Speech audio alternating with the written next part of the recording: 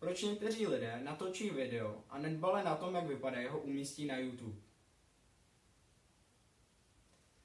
No, na to existuje asi jako jediná odpověď.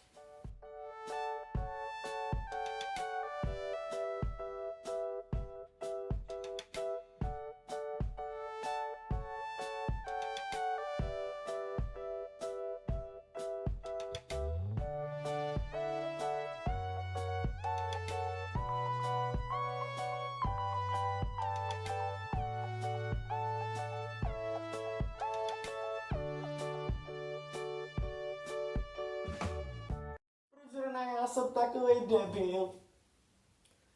Další smysluplná otázka. Proč máš perle?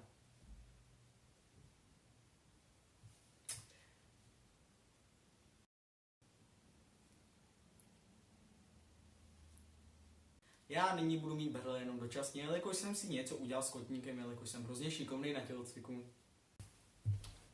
Víte, pokud děláte na YouTube, tak sledujete tvorbu i jiných lidí a často se dokážete od ní i inspirovat. Třeba jako já.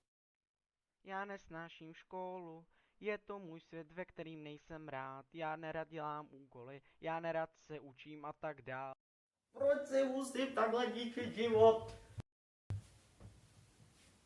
To si mám zamáčku kož. Ne, jedno.